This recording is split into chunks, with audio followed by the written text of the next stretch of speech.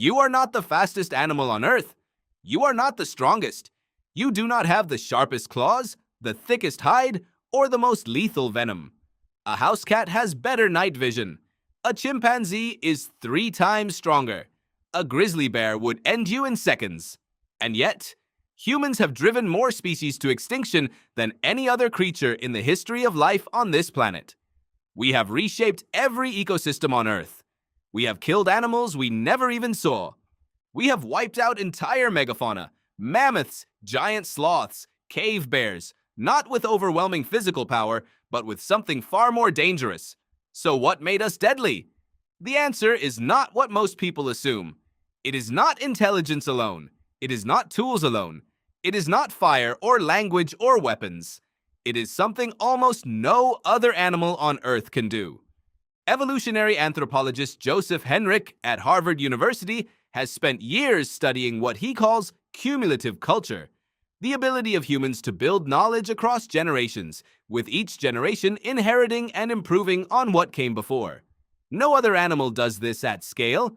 A chimpanzee can learn a trick, but it cannot pass that trick reliably to its children, who improve on it, who teach it to their children, who improve on it again. Your ancestors could. Every tool, every hunting strategy, every piece of knowledge about which plants were poisonous, which animals were predictable, which weather patterns signaled rain, all of it accumulated across thousands of generations. Each human alive today is not the product of one brilliant mind. They are the product of 10,000 years of accumulated human knowledge, passed forward, refined, and built upon. A single human dropped alone in the wilderness is not particularly dangerous, but a group of humans carrying inherited knowledge and capable of coordination, that is the most lethal force nature has ever produced, and this is where it gets more specific. Archaeologist Pat Shipman at Penn State University studied the relationship between early humans and dogs, what she calls the animal connection hypothesis. Her research suggests that the partnership between humans and domesticated wolves, beginning perhaps 40,000 years ago, gave early hunters a tracking and chasing capability they could never have achieved alone. Dogs could smell prey from distances humans could not perceive. Dogs could run animals to exhaustion. Humans could finish the hunt with tools and coordination. Two species, combined, became something neither could be alone. But the deeper weapon was coordination itself.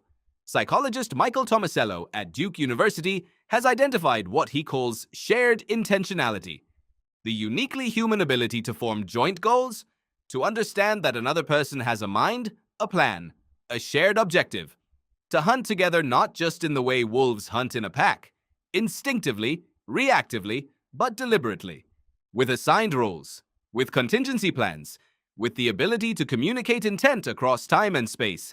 Your ancestor could tell another human, "You go around the left side of the ridge. I will drive it toward you from the right. Wait until you hear me." No other predator on Earth could do that. This shared intentionality meant that humans could coordinate attacks on animals vastly larger and more powerful than themselves. It meant they could set traps days in advance. It meant they could share information about where prey had moved, what the terrain looked like, what strategies had worked before. It also meant something darker. The same coordination that made humans lethal to megafauna made them lethal to each other and to every competing species. When modern humans arrived in a new territory, they did not simply compete with the existing apex predators. They organized against them. They learned their patterns. They cut off their prey. They used fire to reshape landscapes. They hunted the prey that other predators depended on, collapsing entire food chains without ever directly confronting the predators themselves. They were not stronger. They were smarter, more coordinated, and more patient. And they played the long game.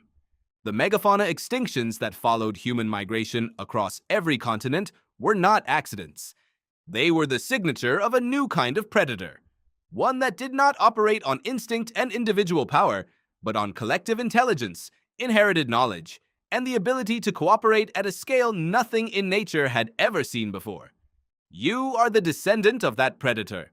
Every time you work with someone toward a shared goal, every time you learn something that was discovered before you were born, Every time you plan for a future you cannot yet see, you are running the same software that made your ancestors the most dangerous thing to ever walk this planet. It was never about being the strongest, it was always about being the most connected.